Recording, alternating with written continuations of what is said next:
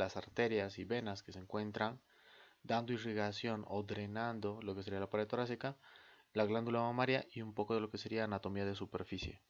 Con todo esto completaríamos lo que sería el tema de pared torácica. Entonces, empezamos hablando de los músculos de la pared torácica. En cuanto a los que serían los músculos de la pared torácica, como habíamos visto en en la anterior disertación, lo que correspondía a la primera parte, hemos dicho que esta pared torácica se veía un poco más amplia en la parte superior de lo que en realidad es. Como estamos viendo aquí, una vez que quitamos estos músculos que no corresponden estrictamente a la pared torácica, sino que son músculos axioapendiculares debido a que van desde el esqueleto axial, como por ejemplo el esternón, las costillas, hacia lo que serían los apéndices, en este caso las extremidades, se denominan axioapendiculares, porque van de esqueleto axial a apéndices móviles, que son las extremidades, en este caso extremidades superiores.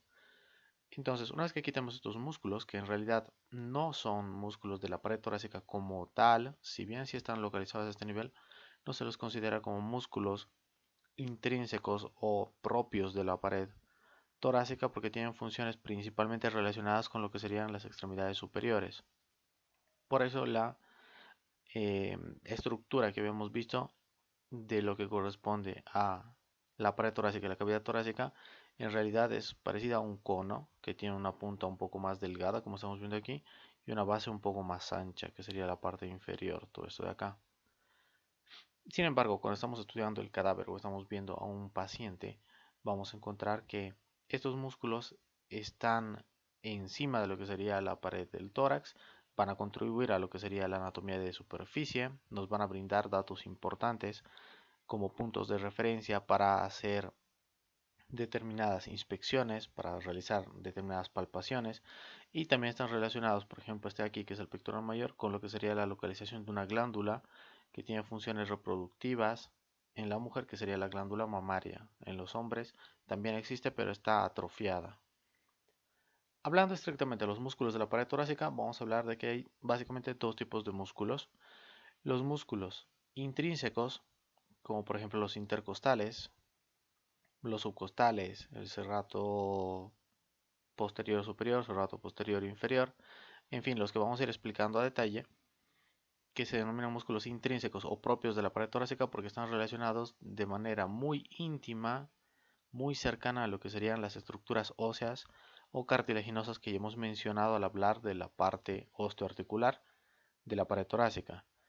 Sin embargo, existen otros músculos que son los músculos axiopendiculares que se conocen como músculos extrínsecos o músculos accesorios de lo que sería la pared del tórax.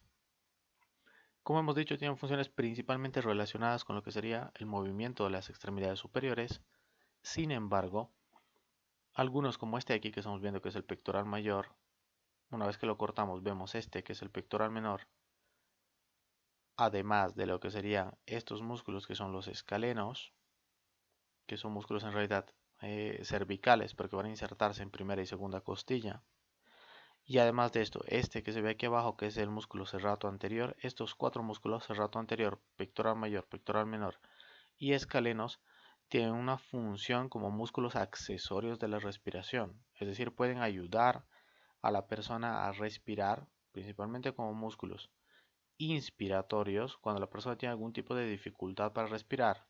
¿En quiénes los van a ver actuar? Por ejemplo, en personas que tienen asma. Cuando un niño tiene asma, se va a sentar y va a intentar utilizar estos músculos, estos cuatro músculos accesorios de la inspiración, para ayudar a los músculos intrínsecos de la pared torácica y a su diafragma a expandir las cavidades pulmonares de forma tal que pueda ingresar un poco más de aire. Es un mecanismo, si ustedes quieren, de asistencia a lo que sería la función respiratoria normal. Entonces, estos cuatro músculos que hemos mencionado, si bien los vamos a estudiar en extremidad superior, en otro capítulo, ahora sí es importante mencionar que tienen funciones como músculos inspiradores. Puede ser pregunta de examen, ¿cuáles son los músculos inspiradores? Esos cuatro ya los conocen. Después de mencionar esos, tendremos que pasar a mencionar los músculos intrínsecos de la pared torácica, es decir, músculos que están directamente relacionados con funciones en esta pared. Todos esos músculos los van a ver en el libro en una tabla resumida que es esta tablita de aquí, donde habla de los músculos de la pared torácica. Como siempre, en lo que son músculos vamos a hablar de cuál es su denominación o su nombre oficial, cuáles son su inserción, en este caso su inserción superior, antes conocida como origen, su inserción inferior, que sería actualmente conocida como solo inserción, qué nervio le va a dar la correspondiente inervación y cuál va a ser su principal acción. Entonces solo tiene resumido en una tabla y por tanto de lo que serían estos 8 músculos que componen el grupo de músculos intrínsecos o propios de la pared torácica, van a tener toda esa información resumida en esa tabla, pero ahora la vamos a empezar a explicar de forma tal que se les haga un poco más fácil el entendimiento de los mismos. El primer músculo del que vamos a ir hablando va a ser en realidad son dos músculos que tienen un nombre muy similar. Como siempre vamos a ir marcando esto de forma tal que se pueda ver un poco mejor. Entonces, empezamos mencionando estos dos músculos que serían los serratos posteriores. Se denominan serratos porque tienen una forma parecida a la de una sierra, como se está viendo aquí. Va a tener una forma más o menos parecida a la de una sierra. Y son el serrato posterior superior y el serrato posterior inferior. Se denominan posteriores porque están en la región posterior de lo que sería el tórax. Y de acuerdo a su posición anatómica, uno será superior y el otro será inferior. El primero que vamos a hablar es el serrato posterior superior, que es ese que estamos viendo ahí arriba. Entonces vamos a hablar primero de lo que serían su origen. ¿Dónde se origina? Se va a originar en el ligamento nucal, que es básicamente un engrosamiento facial que va desde la protuberancia occipital externa, pasando por lo que serían las apófisis espinosas de las vértebras cervicales hasta lo que sería la apófisis espinosa de C7. Entonces, su origen sería este ligamento nucal que acabamos de explicar, más lo que serían las apófisis espinosas de C7 hasta T3, es decir, C7, T1, T2 y T3. Desde estos puntos se va a dirigir inferior y lateralmente hacia lo que sería el borde superior de las costillas, que se encuentran justo por debajo, que serían las costillas segunda, tercera y cuarta. Entonces dirige inferiormente hacia las costillas segunda, tercera y cuarta. ¿Quién le va a dar la inervación? Los nervios intercostales desde el segundo hasta el quinto. ¿Y cuál va a ser su acción principal? Tradicionalmente se dice que su acción es elevar las costillas. Sin embargo, actualmente se considera que su principal función es propioceptiva, es decir, va a dar información de en qué posición se encuentran esas costillas, más que de elevarlas, donde va a tener una acción muy débil, simplemente accesoria.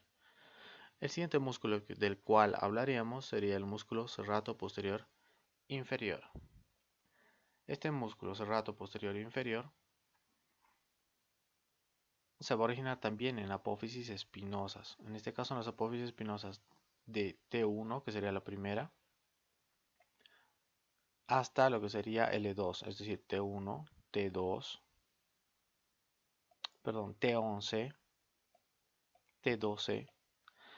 Ahora sí, las lumbares, la primera y segunda lumbares, normalmente, ocasionalmente hasta la tercera, pero como figura en su libro, se origina desde lo que son T11, T12, L1 y L2. Desde ahí se va a dirigir superior y lateralmente hacia lo que serían los bordes inferiores. ¿De qué costillas? De las costillas desde la octava hasta la doceava. Es decir, borde inferior de la octava, borde inferior de la novena, borde inferior de la décima, borde inferior de la onceava y ocasionalmente también al borde inferior de la doceava.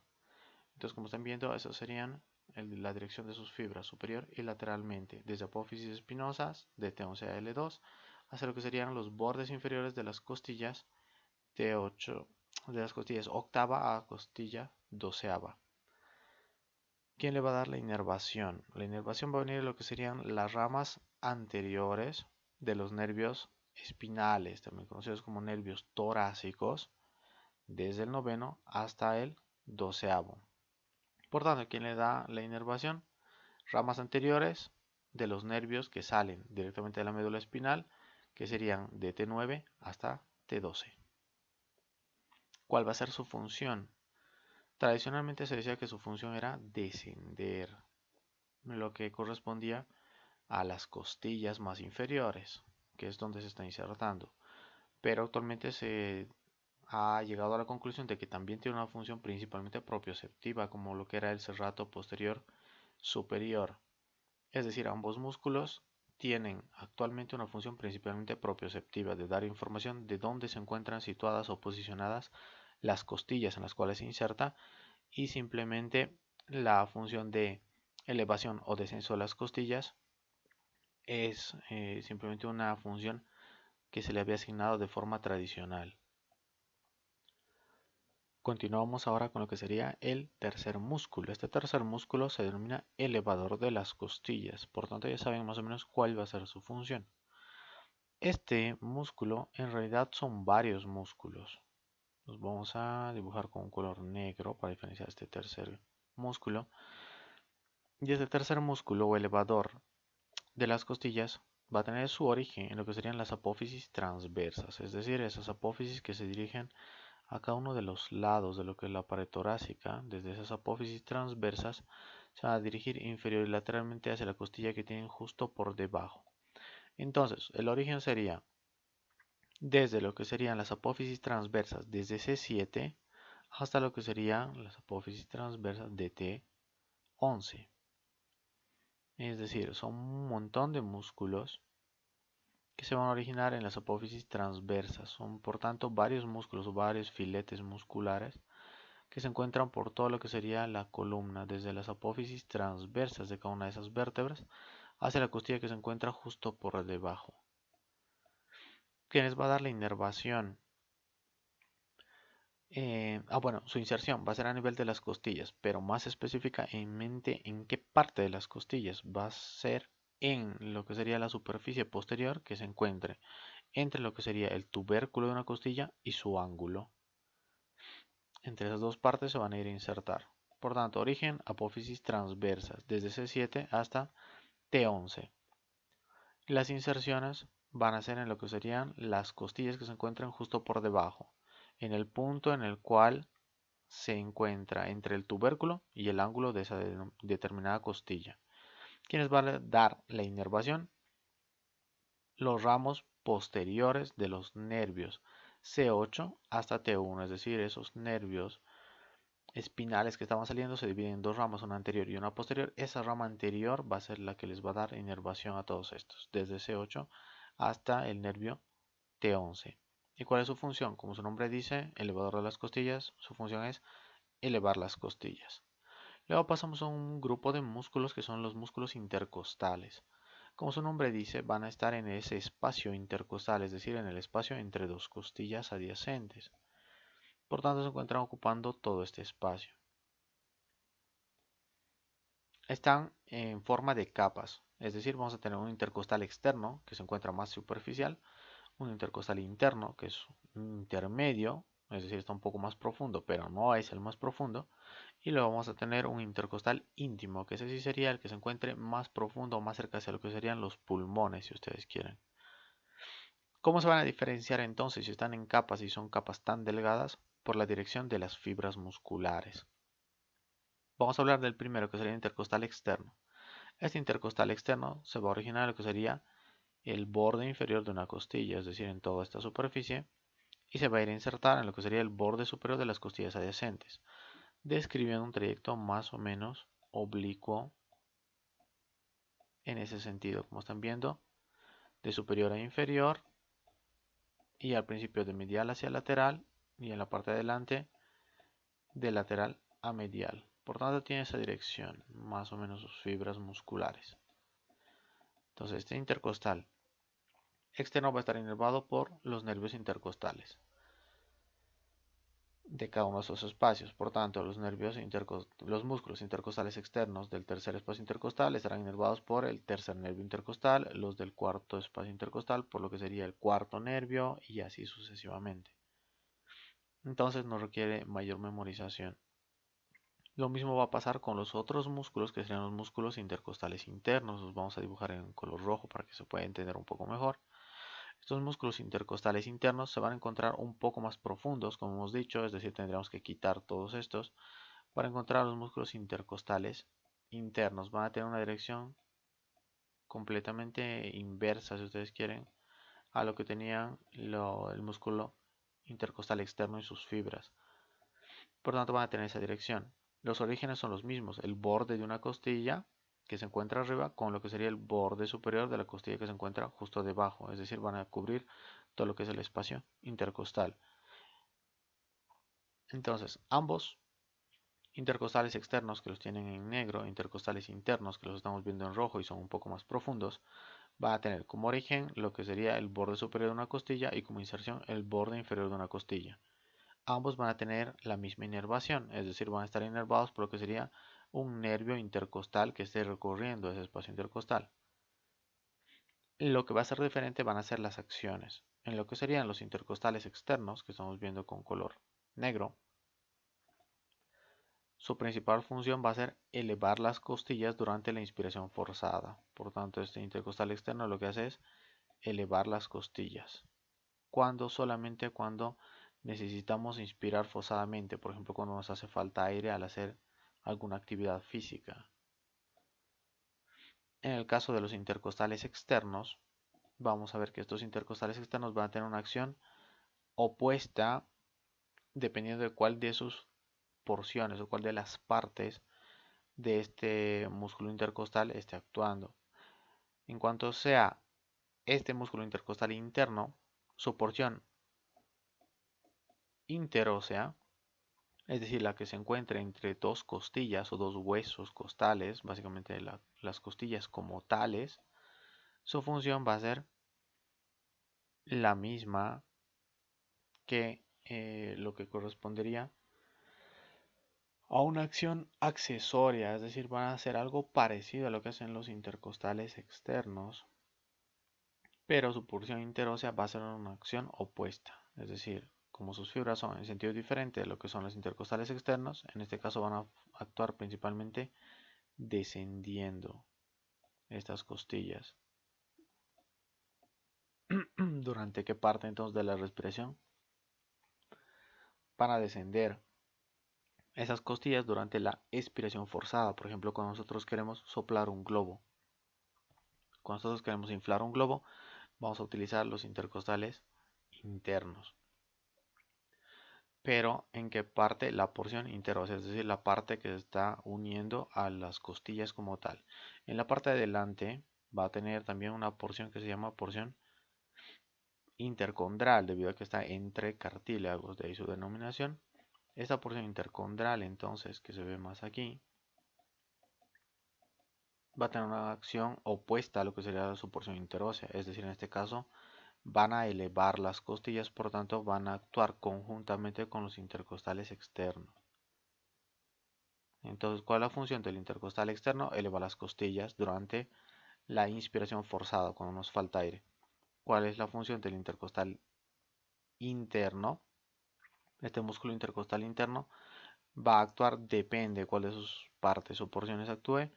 Vamos a decir que principalmente la porción que más actividad tiene es la porción interósea, que ayuda a descender las costillas durante la expiración forzada, por ejemplo al inflar un globo.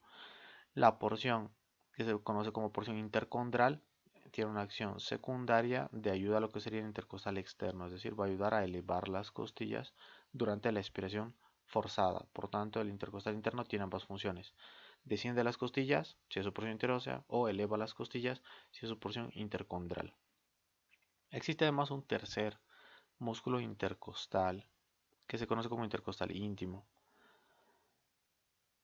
Ese intercostal íntimo no lo podríamos ver en cuanto a estas capas, sino que tendríamos que retirar esta de aquí, que sería el intercostal externo. Tenemos que retirarla, retirar también lo que corresponde al intercostal interno. Y lo veríamos recién en lo que sería la cara más interna de las costillas. Por tanto, lo vamos a intentar dibujar en otra imagen. ¿Dónde veríamos ese intercostal íntimo? Lo veríamos aquí. Por ejemplo, esta es una visión posterior de lo que sería la parte anterior del tórax. Es decir, lo que se ha hecho es retirar todo lo que tenía la persona desde atrás hacia adelante. Se han retirado, por ejemplo, las vértebras, todo lo que serían las vísceras. Se ha hecho un corte en el cual estamos viendo básicamente la pared anterior del tórax, pero desde adentro. Por tanto, esta es la parte posterior de lo que sería el esternón que ya conocen. Manubrio, cuerpo esternal y apófisis sifoides, pero lo estamos viendo desde adentro en vez de verla desde afuera como lo hemos visto normalmente. Entonces, estos intercostales íntimos se van a originar en lo que serían las caras internas de las costillas, pero normalmente no todas, sino las costillas más inferiores, por ejemplo estas de aquí. Entonces ya no se originan como los otros intercostales desde el borde. Los vamos a hacer con color rojo, se nota un poco más. Entonces estos intercostales íntimos ya no se originan desde lo que era el borde, como lo que eran los intercostales externos e internos, sino que son originados desde lo que serían las caras internas de las costillas. Desde una costilla se van a dirigir hacia una costilla que se encuentra justo debajo o en ocasiones hasta una costilla que se encuentra 2 niveles más abajo. Entonces van a ir hacia lo que serían pues desde la cara interna de una costilla hacia los bordes superiores y las caras internas de las costillas que se encuentran 2 a 3 espacios por debajo de su nivel. ¿Quiénes va a dar la inervación? También los nervios intercostales, igual que a los músculos intercostales externos y a los músculos intercostales internos, porque ocupan básicamente la misma posición, solo que en un nivel más profundo o más cercano a lo que serían los pulmones. ¿Y cuál sería la función? Su función sería básicamente la misma que de los músculos intercostales internos, es decir, les van a dar una acción accesoria a los intercostales internos. Por tanto, también van a tener una porción interósea que desciende a las costillas y una porción intercondral que eleva o hace ascender las costillas. Pasaríamos a ver otro músculo que sería el músculo subcostal. Este músculo subcostal es mucho más difícil de ver, por tanto lo vamos a dibujar aquí en lo que sería simplemente la parte ósea. ¿Por qué? Porque es uno de los músculos más profundos que tenemos. Estos músculos subcostales se van a encontrar en lo que corresponde a la cara interna también de lo que serían las costillas, pero mucho más atrás, solamente en esta parte de aquí, que como están viendo, la parte posterior de una costilla está ahí atrás, articulada con lo que sería la columna torácica. Vamos a utilizar estas de aquí para hacer el dibujo. Entonces este músculo subcostal, donde se va a originar en lo que sería la cara interna de las costillas que están más abajo. Normalmente no las vamos a ver en la primera, segunda o tercera costilla, sino en las costillas de abajo. Por ejemplo, aquí vamos a tomar una onceava costilla, que es la que más se nota, o una décima costilla que se ve apenas por ahí. Entonces estas se van a encontrar en lo que sería la cara más interna de lo que serían las costillas, cerca a lo que sería el ángulo, ese lugar en el que cambiaba de dirección drásticamente, como se ve aquí, una costilla. Entonces esa cara interna, desde ese punto, se va a originar un músculo subcostal y se va a dirigir hacia lo que serían también unas costillas que se encuentran más inferiores. Normalmente en este caso es casi de forma obligatoria 2 o 3 espacios más abajo de su nivel. Las inervan también nervios intercostales y su función va a ser descender débilmente las costillas. Entonces, ¿cómo reconoceríamos en una disección, por ejemplo, un músculo intercostal íntimo de un músculo subcostal? ¿Cómo lo reconocemos? Si es que ambos se originan en las caras internas. El músculo intercostal íntimo se va a originar en la cara interna de las costillas, pero a lo largo de todo lo que sería su recorrido, es decir, en toda esa cara de ahí. Y normalmente se va a insertar solamente una costilla por debajo. Los músculos subcostales se van a originar también en la cara interna de la costilla, pero a nivel de su ángulo, y normalmente se insertan 2 o 3 costillas más debajo de su nivel. Esa sería básicamente la única diferencia. La inervación es la misma para ambos. Inervación por lo que serían nervios intercostales. Y la función va a ser, en este caso, parecida. Si es que es en la parte interósea, ambos van a descender lo que serían las costillas. Si es intercostal íntimo en la parte intercondral, es decir, por aquí, tendría la misma función que la parte intercondral de un intercostal interno, es decir, va a elevar las costillas. Y eso es básicamente lo que tienen que saber de lo que son músculos de esta región, que son músculos intrínsecos de la pared torácica. Como siempre, pues lo tienen todo ahí resumido en una tablita. El último músculo que nos faltaría, antes de que nos vayamos, el músculo transverso del tórax. Este músculo transverso del tórax solo se va a ver en lo que sería la cara posterior del esternón, es decir, si es que le quitaríamos toda la pared anterior del cuerpo a una persona y la vemos desde dentro. Este músculo transverso del tórax van a ser normalmente, como se está viendo, 3 a 4 filetes musculares, como se están viendo ahí, unos 3 o 4 filetes musculares que van a tener su origen en lo que sería la cara posterior del esternón. Aquí se ve normalmente en lo que sería el cuerpo esternal. Su inserción va a ser en la cara interna de los cartílagos costales. ¿Cuáles? Desde el segundo hasta el sexto, es decir, el cartílago costal de la segunda costilla, por lo tanto va a tener ese trayecto.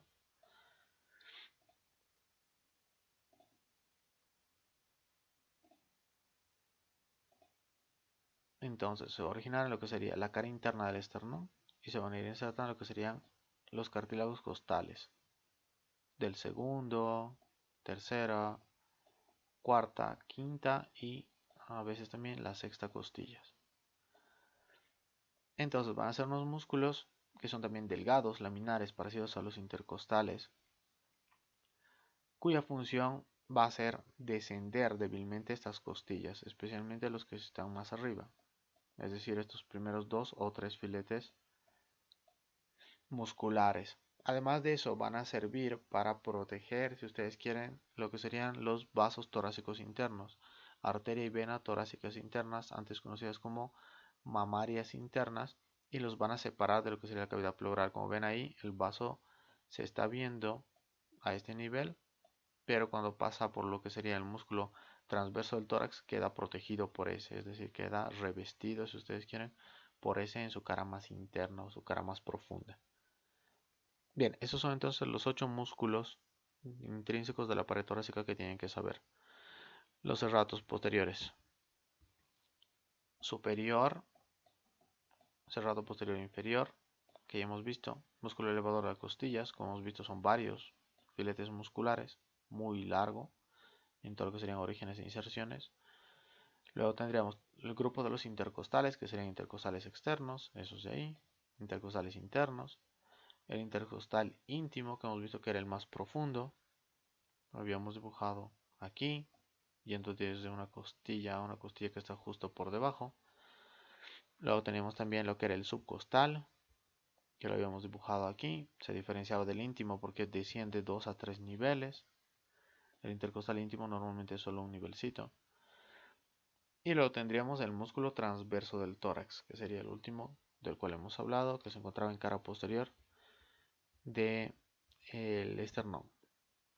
Pasamos a ver ahora el otro de los apartados que tenemos que ver en esta clase, que serían nervios de la pared torácica. En cuanto a los nervios de la pared torácica, lo primero que tendríamos que mencionar es que estos nervios de la pared torácica se clasifican en dos. Igual que las costillas se clasificaban en típicas y atípicas, los nervios de la pared torácica también se van a clasificar en típicos y atípicos. Entonces, para saber cuáles de estos nervios son atípicos, primero tenemos que saber cuáles son los típicos y qué los hace típicos. Entonces, los nervios de la pared torácica los vamos a dividir según el siguiente esquema. Vamos a decir que estos nervios de la pared torácica que estamos viendo ahí se van a dividir en lo que serían dos grupos. Los nervios típicos, que serían desde el tercero, vamos a cambiar a lapicillo,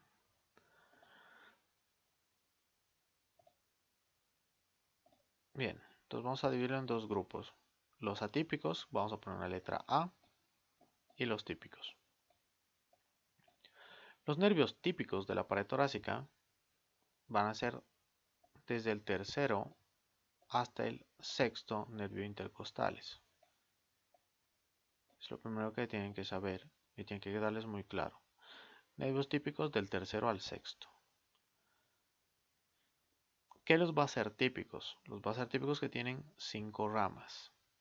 ¿Listo? Las 5 ramas que tiene un nervio típico las vamos a ver ahora en el dibujo, pero aquí las vamos a marcar de forma esquemática para que puedan aprenderlo mucho más fácil. Entonces los nervios típicos los van a aprender como que tiene 2 cos y tiene 2 cus.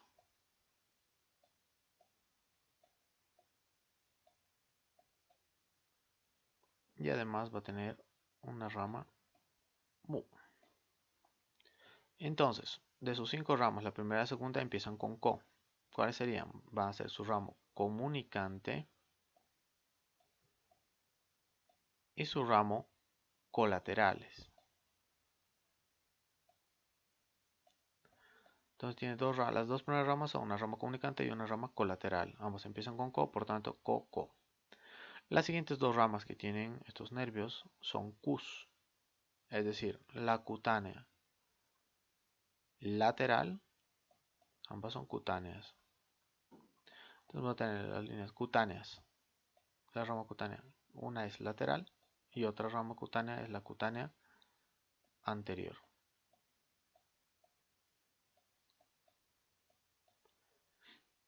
Y vamos a tener también su última rama, que es una rama muscular. Entonces, para que un nervio sea típico, es decir, el tercero, cuarto y quinto y sexto nervios intercostales, son típicos porque tienen 5 ramas. Una rama comunicante, una rama colateral, una rama cutánea lateral, una rama cutánea anterior y una rama muscular. ¿Cómo vamos a ver eso dentro de lo que sería nuestra estructura? Aquí tenemos una imagen que es un corte transverso de lo que sería la pared torácica. Se ha retirado todo lo que estaba en el centro. Por ejemplo, aquí estaba el corazón, que lo han retirado, y a los lados se encontraban los pulmones, que también han sido retirados. Por tanto, estamos viendo toda la circunferencia de lo que sería la pared torácica. Aquí atrás se encuentran las vértebras, como están viendo esto aquí, es un cuerpo vertebral. Aquí estaba el arco vertebral, hacia aquí estaría lo que era la apófisis espinosa. Aquí estaría la columna vertebral, donde los cuerpos vertebrales están unidos unos con otros por una articulación secundaria, cartilaginosa secundaria, conocida como sínfisis. Y esta parte de aquí adelante, están viendo aquí un corte de una estructura que conocen, que sería un corte transverso del esternón. Por tanto, todo lo que están viendo aquí es anterior, y todo lo que se está viendo en la parte de atrás va a ser pues lo posterior. Le vamos a poner una P de posterior, como en las radiografías o tomografías. Bien, vamos a ver entonces estos nervios. Este nervio intercostal, que es el que vamos a hablar durante todo este tiempo,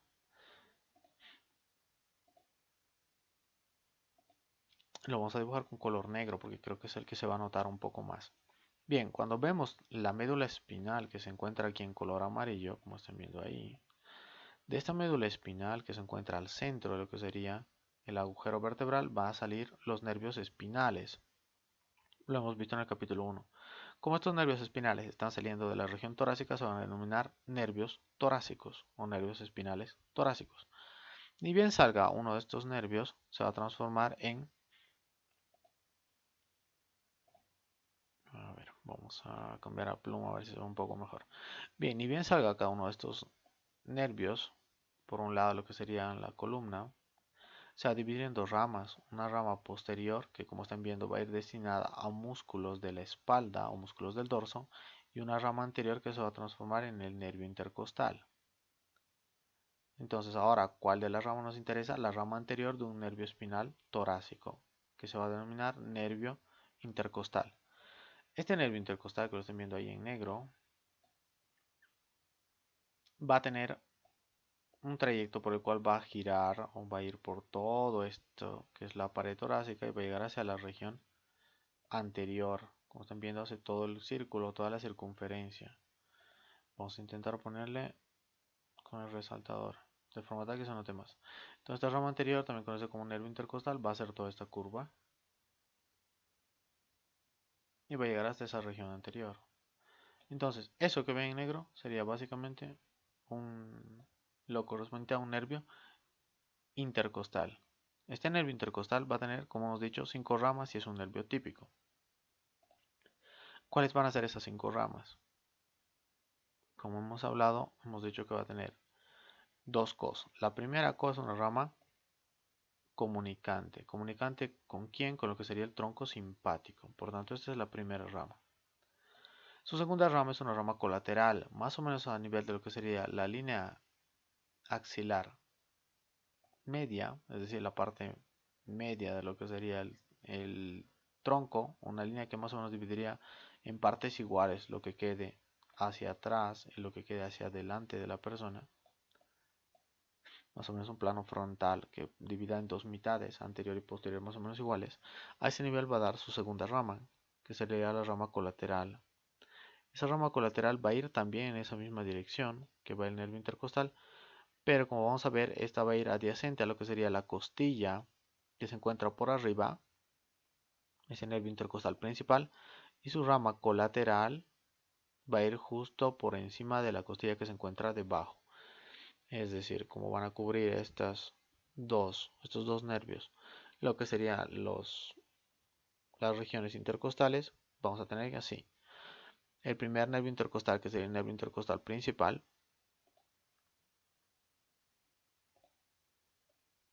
salía de lo que era la columna vertebral y va por este espacio que era el espacio intercostal. Va a ir justo por el borde de lo que sería la costilla de arriba y va a dar toda la circunferencia.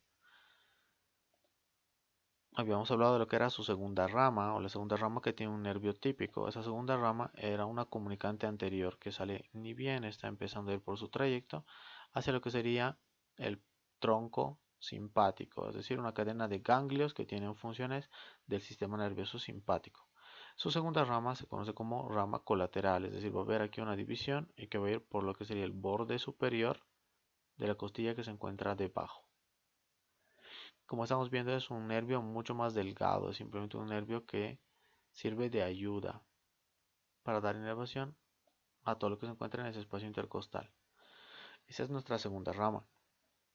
La tercera y cuarta ramas, como hemos dicho, eran cutáneas. Vamos a tener una cutánea lateral que va a salir por este nivel hacia la región lateral y una cutánea anterior que va a salir por este nivel hacia la región anterior.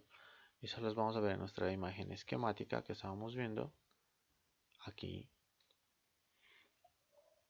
Este nervio que está saliendo hacia un lado sería la tercera rama, que es la cutánea lateral. Esta rama cutánea lateral va a tener una división anterior y una división posterior, que van a ir a inervar también músculos que se encuentran un poco más superficiales y van a dar inervación especialmente a lo que sería la piel de la región posterolateral y anterolateral del tórax. La otra rama, que es también cutánea, es la rama cutánea anterior. Es una rama que va a salir más o menos a este nivel. Y esta rama cutánea anterior también va a tener dos divisiones. Una división lateral y una división medial. Es decir, hacia la línea media.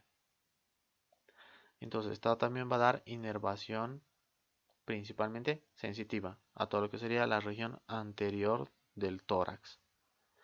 Y la última rama, que sería la quinta rama, serían las ramas musculares. Esas ramas musculares van a irse dando a lo largo de todo el camino que recorre ese nervio intercostal y van a servir para dar inervación a los músculos intercostales que se encuentran en esos espacios. Por tanto, si volvemos a nuestra anterior imagen, ya habíamos visto ese nervio intercostal con la primera rama que la tenemos aquí arriba, que sería la rama comunicante. Su segunda rama es esta de aquí, que es la rama colateral. Va a ir por encima de lo que sería la costilla que se encuentra justo por debajo. Su tercera rama saldría a este nivel, que es la rama cutánea lateral. Esta rama cutánea lateral que está saliendo por aquí se va a dividir en una división anterior y en una división posterior. Como es cutánea, va a dar inervación sensitiva a la piel de la región posterolateral del tórax y a la región anterolateral del tórax. La cuarta rama será una rama comunicante anterior, esta de aquí. Esa rama comunicante anterior tenía una división lateral y una división medial. Va a dar inervación cutánea, es decir, inervación a la piel que se encuentra en la región anterior del tórax. Y la quinta rama va a ser ramas musculares, es decir, van a ser ramas pequeñas de corto trayecto que van a ir a inervar esos músculos que se está viendo ahí, que son los músculos intercostales. ¿Cuáles intercostales? Ya han visto intercostales externos, intercostales internos, a los intercostales íntimos, a los elevadores de las costillas, también a los del transverso, a los del músculo transverso del tórax. Entonces, si se dan cuenta, todo lo que hemos visto en la parte final de la tabla de músculos torácicos están dadas su inervación por estas ramas musculares de un nervio intercostal. Entonces, hemos visto toda esta primera parte que serían los nervios típicos. Esos nervios típicos, entonces, como hemos visto, serían muy poquitos, solo el tercero, el cuarto, el quinto y el sexto. Estos nervios típicos tienen que tener siempre esas 5 ramas. Ya han visto para qué sirven estas 5 ramas. Ahora vamos a hablar de los nervios atípicos. ¿Por qué van a ser atípicos? Porque tienen algo diferente que no tienen los de abajo. Entonces, entre estos dos va a haber una diferencia. Los nervios atípicos van a ser todos los que resten. Es decir, vamos a tener entre los atípicos al primero, al segundo intercostal. También a los nervios intercostales del séptimo al onceavo, que sería esos de ahí, y también al nervio subcostal, que sería el último de estos nervios que se va a encontrar debajo de la doceava costilla. Por eso no se llama intercostal porque no está entre costillas. Se llama subcostal porque está es decir, debajo de lo que sería la doceava costilla. Que los van a ser atípicos entonces. Los va a ser atípicos. Al primero y al segundo ambos van a ser atípicos porque en vez de ir como estos de aquí, por lo que era el surco costal, es decir, por la parte más inferior de una costilla, como estábamos viendo aquí. Habíamos dicho que en la parte inferior de una costilla, cuando hemos visto huesos, había un surco a nivel de el cuerpo de la costilla y por ese nivel va a ir un nervio intercostal típico, por ejemplo, tercero, cuarto, quinto y sexto. Estos atípicos, en cambio, van a ir por otros lugares o van a tener otras características. El primero y el segundo van a ser atípicos porque van por la cara interna de una costilla. Acuérdense que la primera y segunda ya eran costillas atípicas, por tanto sus nervios también son nervios intercostales atípicos. Estos van a ir por lo que sería la cara interna de una costilla o su borde interno en el caso de la primera costilla, porque hemos visto que es aplanada de superior a inferior. Entonces van a ir por la cara interna de la costilla y no por un surco subcostal que era lo normal. Estas iban por los surcos. Entonces eso ya les hace atípicas. Además, cada una de estas va a tener otra cosa que les hace atípicas. El primer nervio intercostal no tiene ramas cutáneas, es decir, no va a tener ni esta cutánea lateral ni esta cutánea anterior. Este primer nervio intercostal entonces tiene este problema, que no tiene cutáneas laterales y cutáneas anteriores. El segundo, además de que iba por la cara interna y no por el surco, también tiene otra característica que lo va a hacer otra vez atípico. Y va a hacer que su rama cutánea lateral, es decir, esta que había aquí, en este caso más bien es demasiado grande. Aquí no había cutánea lateral y aquí más bien su rama cutánea lateral es muy grande, es muy amplia. Y se va a denominar nervio intercostobraquial. A veces también contribuye la rama cutánea lateral del tercero. Pero lo que tienen que acordarse ahora es que este segundo nervio intercostal no tiene, más bien tiene una rama cutánea lateral muy grande. Entonces su rama cutánea, su cutánea lateral, es demasiado grande y tiene el nombre de nervio intercostobraquial. ¿Para qué sirve ese nervio intercostobraquial? Para inervar todo lo que sería la región más lateral de lo que sería más lateral y superior de la pared torácica y también la región de la axila más la cara medial del brazo. Esas tres estructuras son inervadas por ese nervio intercostobraquial. Del séptimo al onceavo, ¿por qué son atípicos? Porque este séptimo y onceavo, cuando vemos la pared torácica, vamos a ver una pared torácica como esta. Si se fijan, del sexto o del quinto, de uno típico, el nervio puede llegar hasta aquí, hasta lo que sería la región anterior del esternón. Pero en el caso de lo que serían el 7, el 8, el 9, el 10 y el 11, sus nervios intercostales no van a llegar hacia lo que es el esternón, sino que acaban yéndose hacia lo que sería el abdomen, que se encuentra por debajo de este nivel, que es el reborde costal. Entonces, cuando pasan por lo que sería este reborde costal, que se está viendo ahí, una vez que cruzan ese reborde costal, van a cambiar de nombre y se van a denominar nervios tóraco-abdominales. Por eso, desde el séptimo intercostal hasta lo que sería el onceavo, van a tener el problema de que cambian de denominación al pasar por lo que es el borde subcostal y por tanto se denominan nervios tóraco-abdominales. Y el doceavo, porque es diferente porque no es un nervio intercostal ni siquiera al principio, sino que como se encuentra debajo de esa doceava costilla, se denomina directamente nervio subcostal. Entonces volvemos a completar nuestra tabla y vamos a decir que del séptimo al onceavo van a ser atípicos porque van a cambiar de denominación y se van a denominar nervios tóraco, porque están en el tórax primero, abdominales. Nervios tóraco-abdominales. Y el subcostal es atípico porque ni siquiera es intercostal desde un principio, sino que es totalmente diferente porque se encuentra debajo de una costilla. Se denomina directamente subcostal. Si se aprende esta tabla, se les va a hacer muy fácil responder todo lo que sería inervación de la pared torácica.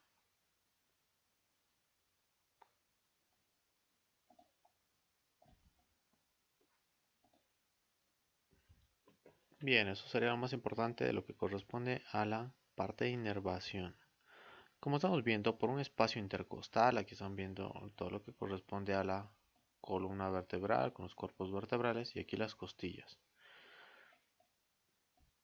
Entonces, en esos espacios intercostales, como estamos viendo, va a ir siempre un nervio acompañado de una vena y una arteria. Por tanto, vamos a pasar a hablar ahora de lo que sería la parte vascular de las regiones intercostales, es decir, venas y arterias.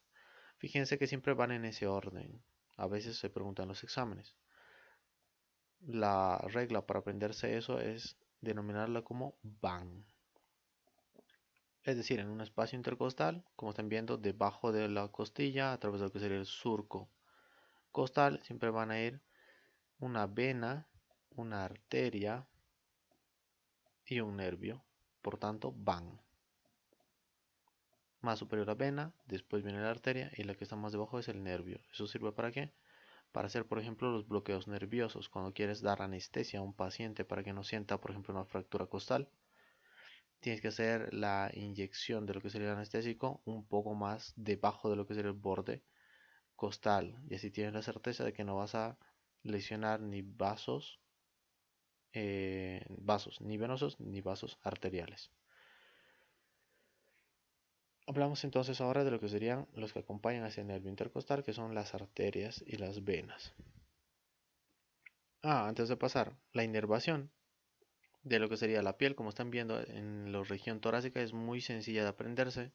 Básicamente, si por aquí está pasando el nervio intercostal segundo o el segundo nervio intercostal, va a ser inervación por lo que sería T2. El tercer nervio intercostal va a dar inervación a T3. Si se fijan, la inervación está bastante bien definida a nivel de lo que es del tórax y por tanto si tú quieres anestesiar esta región, por ejemplo el paciente ha tenido una herida o tuviera una sutura, tienes que hacer una sutura muscular o es una herida muy profunda y tienes que hacer un bloqueo nervioso, sabes cuál de los nervios intercostales tienes que bloquear, el correspondiente a ese nivel. Eso se denominan dermatomas y son, si ustedes quieren, la representación de la inervación sensitiva o inervación cutánea que te da cada uno de los nervios del cuerpo.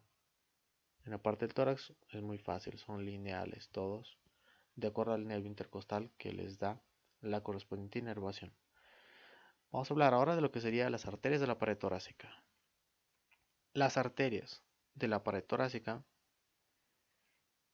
van a ser un poco diferentes de los nervios. En el caso de los nervios, un solo nervio daba inervación a todo este giro o a toda esta curva. Un nervio podía hacer todo esto y daba inervación a todo lo que era la pared del tórax, desde la parte más dorsal o posterior hasta lo que era la parte más anterior, a través de sus 5 ramas, y era un típico. Y bueno, ya habíamos visto las variaciones de los atípicos. En el caso de las arterias es diferente. Esto, porque como estamos viendo, Estas arterias van a tener una organización en la cual van a llegar desde dos sistemas arteriales.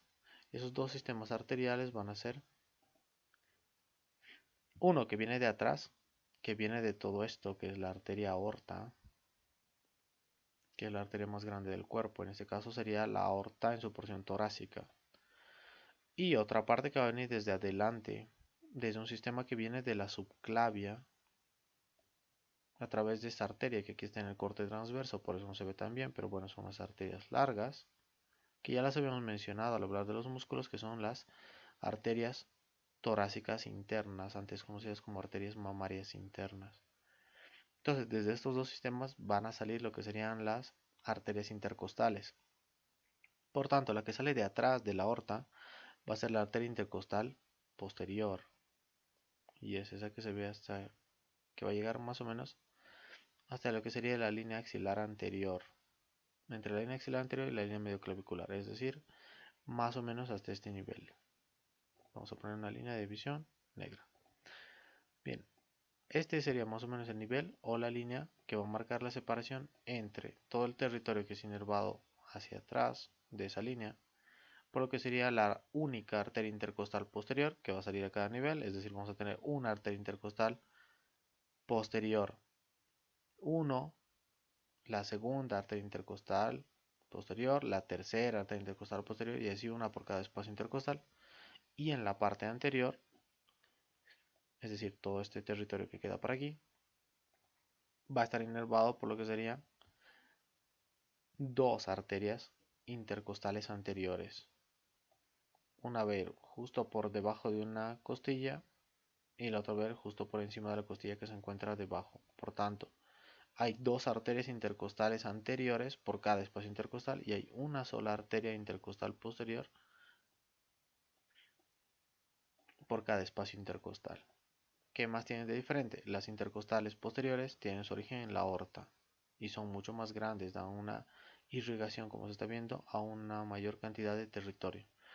Las arterias intercostales anteriores, a pesar de ser dos, van a dar una irrigación mucho menor porque su territorio es mucho más chiquitito. Y su origen va a ser diferente, van a venir a través de la arteria torácica interna o arteria mamaria interna o alguna de sus ramas. Entonces eso es lo primero que tienen que saber, que hay dos tipos de sistemas de irrigación, intercostales anteriores e intercostales posteriores. Aquí está lo que se les decía, de la parte de atrás va a salir para cada espacio intercostal solo una arteria intercostal para cada espacio intercostal. En cambio, la parte de adelante de esta de aquí que están viendo, que es la aquí, todo esto de aquí, que corresponde a la arteria torácica interna o arteria mamaria interna, que es una rama de lo que sería la arteria subclavia, van a salir por cada nivel siempre dos arterias intercostales anteriores. Ahí se ve una y la otra. Una y la otra. Bien, para entender un poco más de la división que vamos a hablar ahorita de forma esquemática, de esta torácica interna va a llegar más o menos hasta lo que sería la sexta arteria intercostal. Porque a partir de lo que sería la sexta arteria intercostal, se va a dividir en dos ramas esta arteria torácica interna o arteria mamaria interna, en dos ramas principales, una que no tiene nada que ver con las intercostales y otra de la cual van a salir las intercostales que se encuentren más abajo. La parte que no tiene nada que ver se va a denominar arteria epigástrica superior y la rama de la cual van a salir las intercostales que se encuentran más debajo, es decir, desde la séptima hasta la novena, se va a denominar arteria musculofrénica. Entonces, esta torácica interna, dos divisiones, musculofrénica, desde donde salen las intercostales 7 a 9, y epigástrica superior, que no tiene relación con las arterias intercostales. Entonces, ¿cómo vamos a esquematizar esto de aquí de forma tal que puedan aprendérselo mucho más fácil? En cuanto a las arterias de la pared torácica, como hemos dicho, vienen de dos sistemas, de un sistema anterior y de un sistema posterior. De lo que sería el sistema posterior, y anterior, ¿cuál es más importante? El sistema posterior, porque trae mucha más sangre para cada espacio intercostal. El sistema posterior va a ser en general más grande. ¿Qué diferencia más hay? Lo que venga del sistema posterior siempre va a haber una sola arteria intercostal por cada espacio intercostal. Del sistema anterior hay dos intercostales por cada uno de esos espacios. ¿Qué otra diferencia tienen? Todo lo que sería la parte anterior hemos dicho que viene de la torácica interna o de alguna de sus ramas. Lo que sería el sistema posterior va a venir directamente de lo que sería la aorta. Entonces, lo que corresponde a las arterias de la pared torácica anterior, lo vamos a esquematizar de la siguiente forma. De la primera hasta lo que sería la sexta, arterias intercostales se van a originar en una arteria que sería la arteria torácica interna directamente. Entonces, ¿cuál es? La torácica interna, antes conocida como mamaria interna. La séptima a novena intercostales anteriores, que como hemos dicho son dos por cada espacio, se van a originar de una de sus ramas de esta torácica interna, que es la arteria musculofrénica. ¿Y qué pasa con el décimo y el onceavo espacio intercostales? No hay. Es decir, no va a haber una arteria intercostal anterior para el décimo y el onceavo espacio intercostales. ¿Por qué? Porque como están viendo, aquí, bueno, como hemos visto en todo lo que sería el esqueleto del tórax, en esta parte va a haber el reborde costal, va a acabar más o menos por aquí. Por tanto, cada vez se necesita menos una intercostal anterior. Aquí sí tenía sentido porque irrigaban toda esta parte, es decir, todo esto. Sin embargo, aquí abajo ya no hay irrigación de una intercostal porque la intercostal de atrás llega hasta este nivel más o menos. Y por tanto, la intercostal posterior ya va a dar irrigación a todo lo que se necesite. Entonces el cuerpo ya no tiene una intercostal anterior para esa parte. Para que quede más claro, lo vamos a ver aquí a nivel de los huesos. Entonces aquí se necesitaba una intercostal anterior que dé irrigación a toda esta parte. Y la intercostal posterior llegaba por este espacio hasta ese nivel. Como estamos viendo aquí abajo, la intercostal posterior sigue llegando más o menos a ese nivel, que sería la unión entre los cartílagos costales y cada una de las costillas. Por tanto, aquí la intercostal posterior en los espacios más inferiores ya logra cubrir la irrigación solita, ya no necesita una intercostal anterior. Por eso es que va desapareciendo las intercostales anteriores. Por eso no hay 12 intercostales anteriores, sino que, según el sistema que hemos ido estudiando, solo hay de la primera a la sexta que vienen de la torácica interna y las 7, 8 y 9 que vienen de la musculofrénica. La décima y la onceava ya no hay y obviamente tampoco hay una subcostal anterior. De la otra parte del sistema, que serían las intercostales posteriores, vamos a decir que todas van a venir en general de la aorta. Entonces la regla general va a ser que prácticamente todas van a venir de la aorta, es decir, de la tercera hasta la onceava intercostales posteriores van a venir de la gran rama o de la arteria más grande que tenemos, que es la arteria aorta. Entonces, de las 7 a la 11 vienen de la aorta. También va a venir de la aorta la subcostal, que sería lo que correspondería a una doceava, es decir, la arteria que se encontraba más abajo, pero no le podemos llamar doceava intercostal porque no está entre costillas y por tanto le hemos puesto subcostal. La diferencia va a estar, lo que tienen que aprenderse, probablemente preguntar en los exámenes, sería de la primera y de la segunda intercostales posteriores. La primera y segunda intercostales posteriores van a venir de una arteria que se conoce como arteria intercostal suprema. Es decir, no van a venir de la aorta, que es, digamos, si ustedes quieren, lo más común, de la tercera a la onceava. Primera y segunda de la intercostal suprema, la subcostal también viene de la aorta. Bien, ese es el cuadro con el que se pueden aprender fácilmente todo lo que es irrigación arterial de la pared torácica. De las ramas posteriores, que son solo una, La tercera, 11 y la subcostal, es decir, prácticamente todas vienen directamente de lo que sería la aorta. La primera y segunda son excepciones, que van a venir de una arteria propia que se denomina arteria intercostal suprema.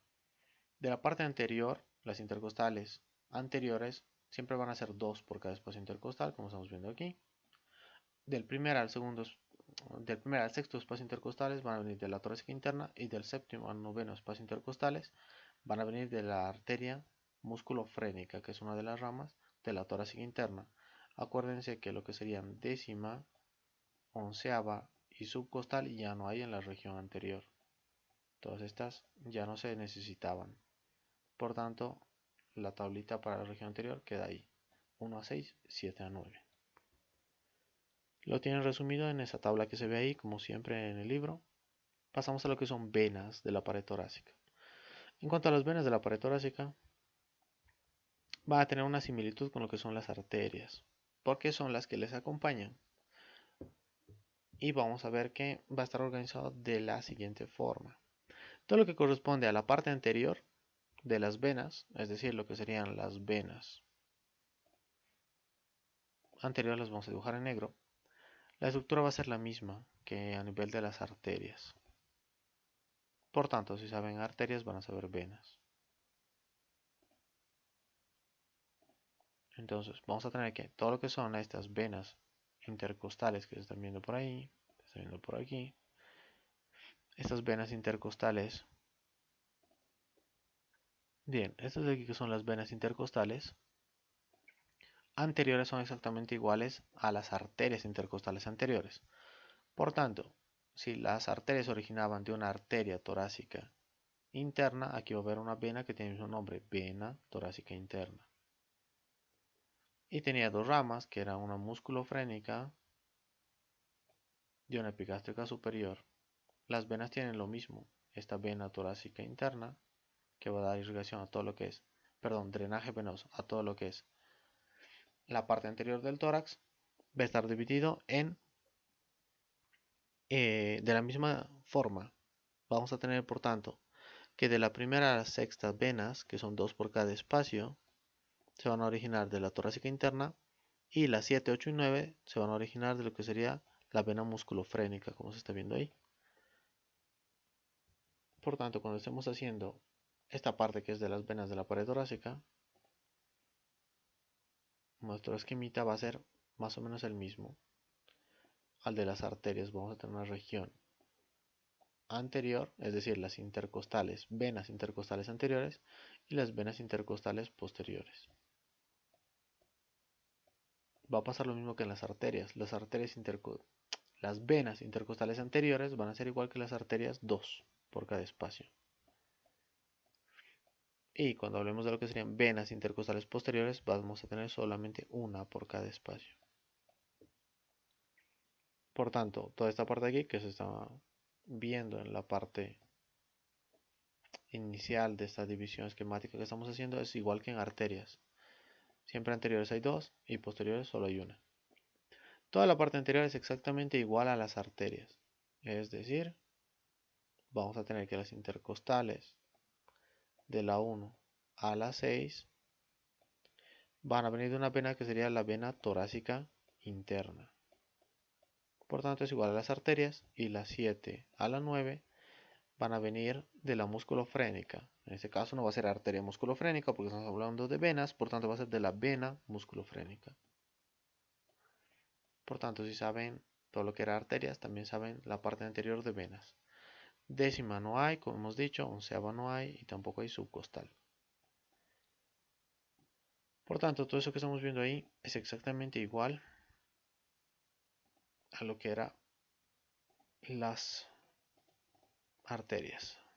Me deja escoger el color, ven. Entonces toda esta parte que es las venas intercostales anteriores son iguales a las arterias. Por tanto, ya lo deberían saber después de estudiar arterias.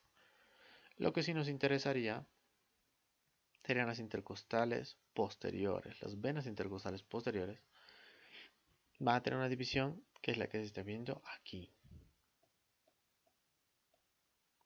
Estas venas intercostales posteriores, como estamos viendo aquí, Más o menos así se vería en el cadáver, así se ve esquemáticamente.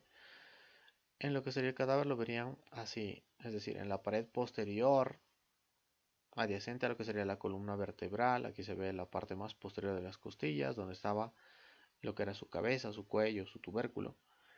Vamos a tener que se van a encontrar venas importantes que las vamos a ir viendo muchas veces. La primera vena, que es una vena que llega directamente al corazón, es esta de aquí, que es la vena cava superior. Esta de aquí abajo va a corresponder a lo que es la vena cava inferior. Ambas van a llegar al corazón. Vena cava superior y vena cava inferior. Van a estar comunicadas por estas venas más delgadas que se están viendo detrás, que se conocen como sistema venoso ácigos y hemiácigos, que es un sistema de comunicación entre la vena cava superior y la vena cava inferior, de forma tal que si hubiera una obstrucción a este nivel, la sangre pueda volver todavía al corazón por ese camino que son las venas ácigos y las venas hemiácigos. Entonces, ¿cuál es la diferencia? La vena ácigos se encuentra al lado derecho y es esta que estamos viendo aquí.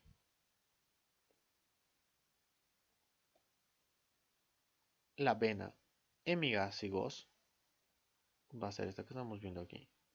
Se va a encontrar hacia el lado izquierdo. Y esta vena hemiácigos, como se ve, suele ir a drenar en esa vena grande de ahí, que es la vena ácigos. A veces esta hemiácigos, como su nombre dice, suele ser solo una vena que drena la mitad de lo que drenaba la ácigos, de ahí su nombre, hemiácigos. Y suele haber otra por arriba que se conoce como hemiácigos accesoria, que es esta de aquí. Entonces ya tenemos lo más importante. Estamos viendo aquí la vena cava inferior, aquí la vena cava superior, comunicadas por la vena ácigos, que está al lado derecho, y a su vez va a recibir las venas que vienen del lado izquierdo, la hemiácigos y la hemiácigos accesoria.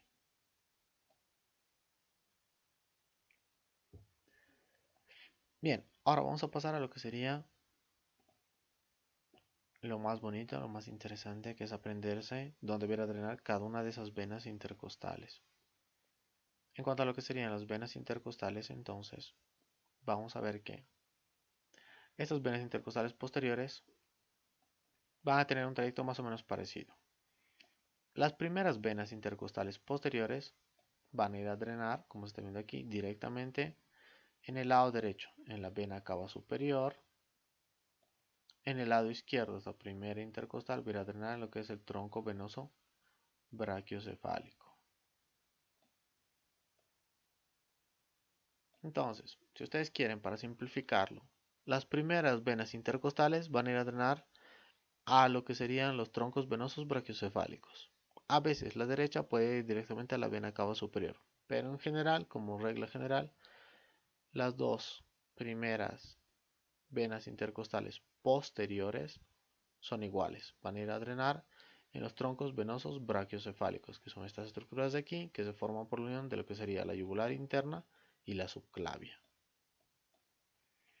Pasamos a lo que serían los siguientes. En el lado derecho, es decir, la pared torácica en la región posterior, si estamos al lado derecho, van a ir todas desde la segunda hasta la onceava intercostales más la subcostal que estaría ahí, por eso no le he puesto número 12 porque es subcostal.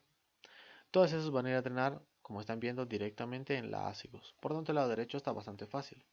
La primera va al tronco venoso brachiocefálico derecho y luego todas las demás van a ir a drenar directamente en lo que sería la ácigos.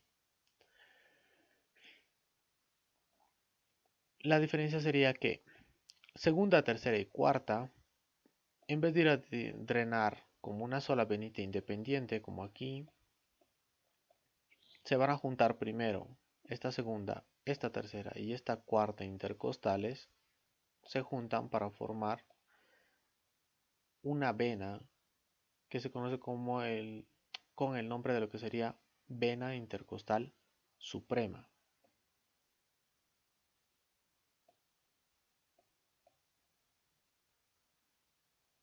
Entonces, va a pasar lo mismo a este lado. La segunda, tercera y cuarta Del lado izquierdo también se van a juntar para formar esta vena que están viendo aquí, que se conoce como vena intercostal suprema. En algunos libros aparece como vena intercostal superior. Con ambas denominaciones pueden encontrarla tanto en exámenes como en diferentes libros. Entonces, segunda, tercera y cuarta van a formar otro grupo, que en ambos casos van a formar una venita que sería la vena intercostal suprema. Al lado derecho va a drenar como todo lo que es del lado derecho en lo que sería la vena ácigos. Al lado izquierdo, en cambio, va a tener un drenaje diferente. Lo más común es que esta segunda, tercera y cuarta intercostales posteriores izquierdas vayan a drenar en lo que es el tronco venoso brachiocefálico, acompañando a la primera. Pero también podría pasar que estas se vayan a dirigir hacia lo que sería el sistema de la hemiácigos, es decir, también pueden drenar en algunos casos hacia abajo y por tanto se van a ir hacia lo que sería la hemiácigos accesoria. Bien, esas dos variaciones o esos dos posibles sitios de drenaje. Luego, al lado derecho ya lo teníamos todo resuelto, bien fácil porque era quinta, sexta, séptima, octava, novena, décima, onceava y subcostal, todo va al ácigos y ya está. Es decir, todo esto se van directamente al ácigos sin más complicaciones. En cambio, al lado derecho, pues va a variar un poquito. Perdón, al lado izquierdo va a variar un poquito. Lo que vamos a encontrar es que el siguiente grupo de 4 venas, aquí ya habíamos visto la primera, segunda, tercera y cuarta. La primera, su propio drenaje. La tercera, segunda, tercera y cuarta se juntaban y formaban lo que era la vena intercostal suprema o vena intercostal superior, de acuerdo al libro que lean. Las siguientes 4, que serían las 5, 6 y 7, es decir, todas estas, van a drenar todas en lo que sería el sistema venoso de la hemiácigos accesoria, y las otras 4, que serían la 9, la 10, la 11 y la 12, van a ir a drenar todas juntas en lo que sería el sistema venoso de la ácigos. Por tanto, eso es lo que se tiene que aprender en lo que corresponde a las venas. Entonces, en el sistema venoso posterior es bastante más complicado que lo que sería las intercostales, las arterias intercostales posteriores. En este caso, como estamos hablando de venas intercostales posteriores, es todavía más complicado. Vamos a tener que en general la primera del lado derecho y la primera del lado izquierdo van a drenar en el mismo lugar, que serían los troncos venosos brachiocefálicos. La segunda hasta la cuarta intercostales posteriores, bien sea a la derecha o bien sea al lado izquierdo del paciente, van a drenar ambas primero como una vena, que sería la vena intercostal superior. Entonces, en general se parecen. La segunda a cuarta en el lado derecho y en el lado izquierdo. Solo que estas venas intercostales posteriores, segunda, tercera y cuarta del lado derecho, van a drenar en lásigos, como todo lo de este lado. Es decir, todo esto es mucho más fácil. Todo se va a ir a lásigos o vena ácigos. En cambio, en este lado, esta vena intercostal suprema o vena intercostal superior que van a formar, puede irse igual que la primera, a lo que era el tronco venoso brachiocefálico, o puede irse igual que las que se encuentren debajo, a lo que sería la hemiácigos accesoria. Las siguientes, que serían de la quinta, todas las que quedan hasta la subcostal, una S, hasta la subcostal, van a drenar todas en lo que sería el ácigos al lado derecho. En cambio, al lado izquierdo tendríamos el siguiente grupo, que serían desde la quinta, sexta, séptima y octava. Estas van a drenar de la 5 a la 8. Todas estas van a drenar en lo que sería la hemiácigos accesoria, que la tenemos ahí. Y las 4 que se encuentran más debajo, es decir, 9, 10, 11 y 12, o bueno, más precisamente 9, 10, 11 y la subcostal,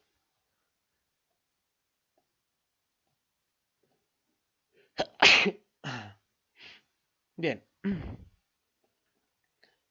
esta de aquí que sería entonces la 9, 10 y la subcostal, 9, 10, 11 y subcostal van a drenar en el sistema hemiácigos.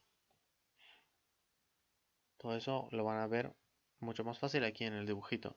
Si quieren aprender a hacer más fácil, lo tienen ahí esquematizado. Y eso es básicamente lo que tienen que aprender de lo que corresponde a venas.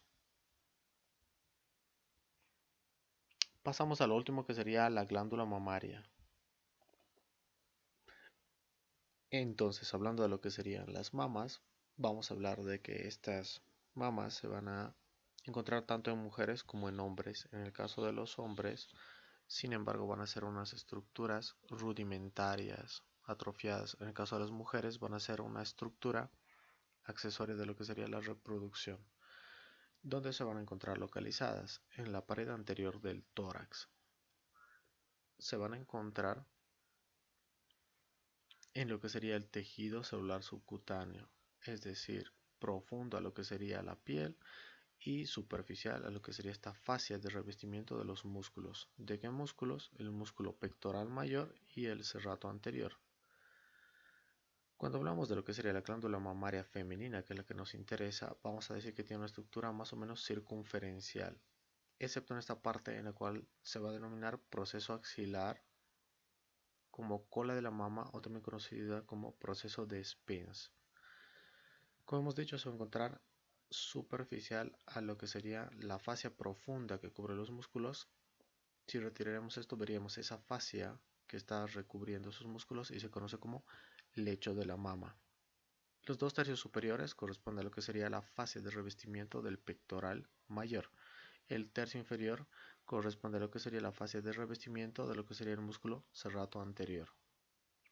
¿A qué nivel se encuentra? Entre lo que sería el cartílago costal y la costilla segunda hasta el cartílago costal y la costilla sexta.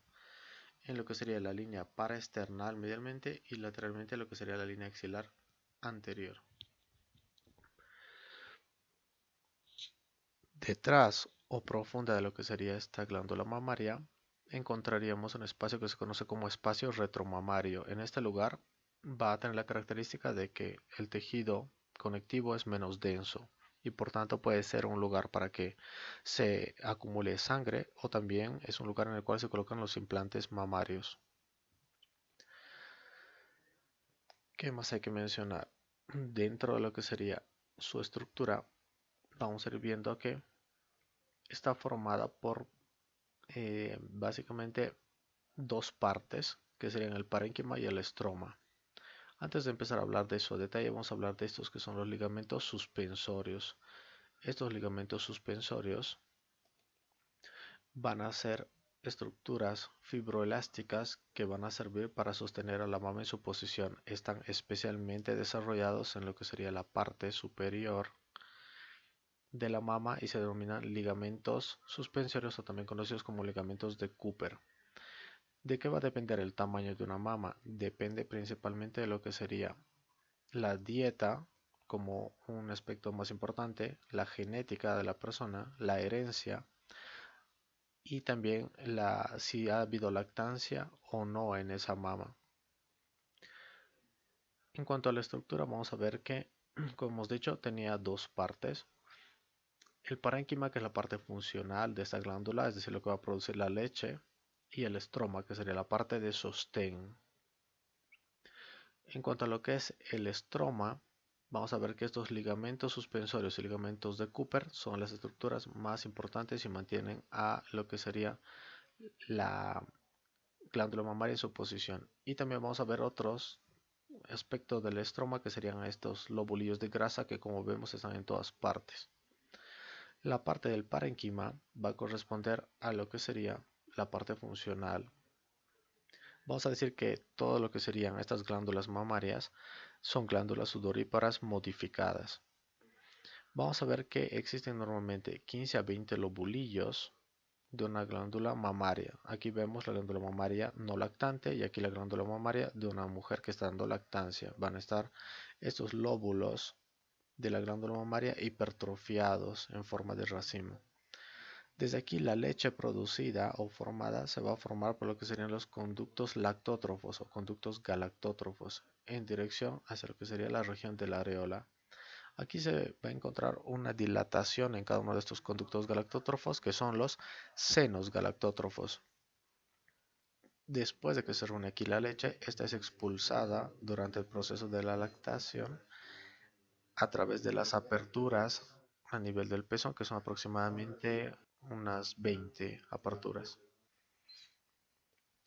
En cuanto a lo que sería la estructura superficial de la mama, podemos mencionar que va a ser la mama va a tener una piel lisa, que en la parte central va a tener una elevación central, que sería el pezón, que tiene una estructura muscular de fibras circunferenciales en forma cilíndrica. Alrededor una zona más o menos pigmentada, que sería la areola, que tiene una gran cantidad de glándulas sebáceas o glándulas de Montgomery, que se van a hipertrofiar durante lo que sería la lactancia. Esto sería lo más importante en cuanto a la parte externa. Los pezones no tienen, por si acaso, glándulas sebáceas, pelo ni glándulas sudoríparas. Por lo tanto, son sitios frecuentes para la producción de heridas durante la lactancia o fisuras. En cuanto a lo que sería la irrigación de las glándulas mamarias, vamos a decir que esta irrigación va a venir de lo que serían conocidas como ramas mamarias. Pueden ser ramas mamarias laterales, como las que estamos viendo ahí, o ramas mamarias mediales. Las ramas mamarias laterales se van a originar en lo que sería la arteria torácica lateral o del tronco toracoacromial. Ambas vienen de lo que sería la arteria axilar, o pueden venir de lo que serían eh, ramas de las arterias intercostales posteriores. Estas, como hemos visto, venían de lo que era la aorta torácica. El drenaje de la parte medial va a ir por lo que serían las ramas mamarias mediales, hacia lo que sería la arteria torácica interna o mamaria interna, o bien sean como ramas perforantes de lo que serían las arterias intercostales anteriores. Todas estas van a drenar lo que sería la arteria subclavia, o bueno, van a venir de lo que sería la arteria subclavia.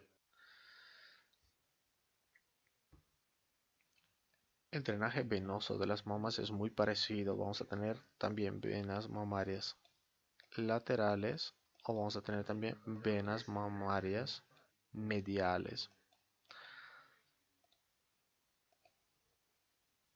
Entonces lo vamos a explicar poniéndole pues el resaltador, en este caso un resaltador púrpura. Bien, cuando hablamos de lo que es el drenaje venoso de la mama, vamos a decir que la mayor parte del drenaje venoso se va a dar por este lado, que serían las venas mamarias laterales. Estas venas mamarias laterales van a drenar en su mayoría en lo que sería la vena torácica lateral, que a su vez va a drenar en lo que sería la vena axilar. Una menor parte de ese drenaje venoso va a venir por lo que serían las venas mamarias mediales, que van a drenar en lo que sería la vena torácica interna o vena mamaria interna, la cual va a ir a drenar bien sea en lo que sería la vena subclavia o bien sea en lo que sería el tronco venoso brachiocefálico. Por cualquiera de estas dos vías puede llegar lo que sería el drenaje venoso hacia la región, el drenaje venoso de la región de la mama hacia lo que serían las venas más profundas o más grandes que van a llevar esta sangre que están recogiendo la glándula mamaria hacia lo que sería el corazón. Bien, ahora pasaríamos a lo que sería el drenaje linfático. Ahora, para hablar de lo correspondiente a lo que sería el drenaje linfático de la glándula mamaria, lo vamos a intentar hacer en verde. El drenaje linfático de lo que es la glándula mamaria va a estar dividido en dos partes. Un drenaje que vamos a denominar superficial, que va a drenar la mayor parte de lo que sería el pezón, la areola, es decir, todas las estructuras, pezón, areola y toda la parte glandular. Por tanto, es por este drenaje venoso, pero por este drenaje linfático superficial, por el que va a ir la mayor parte de la linfa. Como está relacionado con pezón, areola y la parte glandular de la mama, va a ser el que está más relacionado con lo que sería la metástasis de tumores de cáncer de mama. Entonces este sería el drenaje linfático más importante. Todas estas estructuras, entonces, pezón, areola, más lo que sería la parte glandular de esta glándula mamaria, va a drenar a este plexo venoso, que es plexo linfático que está viendo ahí, este plexo linfático se conoce como plexo linfático subareolar. De ese plexo linfático subareolar, la linfa puede seguir dos caminos. Uno es que se vaya lateralmente, por donde va a ir el 75% del drenaje linfático de esta mama, y la otra parte es que se vaya hacia la región medial, donde va a ir el 25%. Ese 75% de drenaje linfático mamario va a llegar primero hacia lo que serían los ganglios linfáticos, que son estas prominencias, estas protuberancias, son básicamente unas estructuras globulares que en este caso van a ser dos grupos. La mayor parte va a ser lo que serían los ganglios linfáticos pectorales, que se conocen también como ganglios linfáticos axilares anteriores.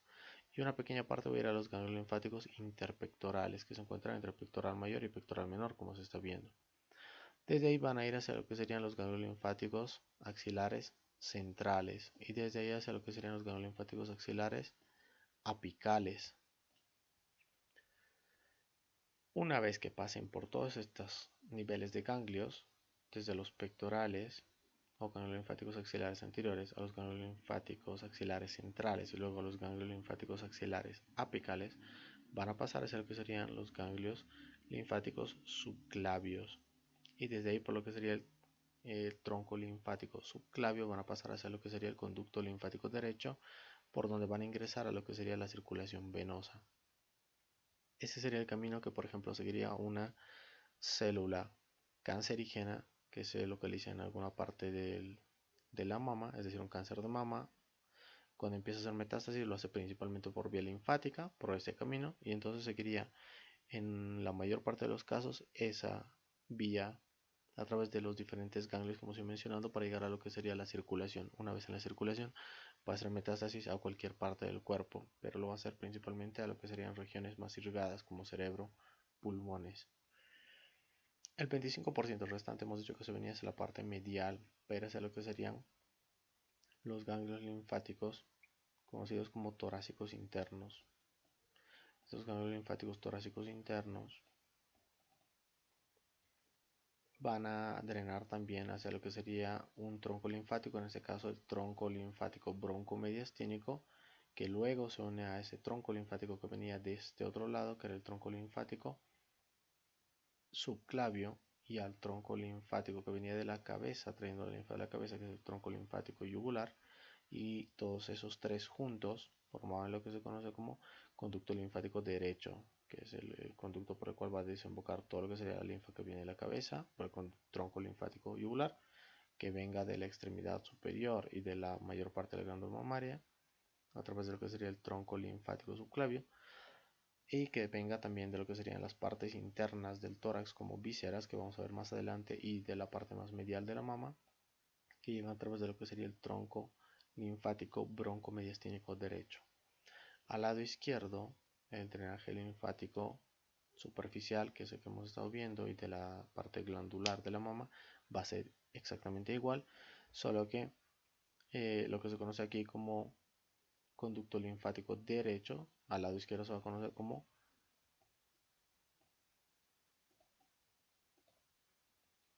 conducto torácico. Lo vamos a ver mejor aquí.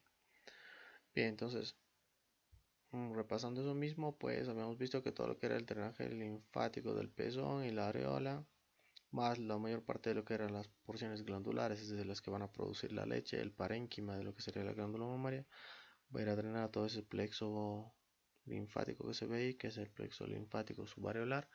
Desde ahí 75% van a ir hacia lo que serían los ganglios linfáticos axilares anteriores, también conocidos como ganglios linfáticos pectorales o nódulos linfáticos pectorales, y a los interpectorales.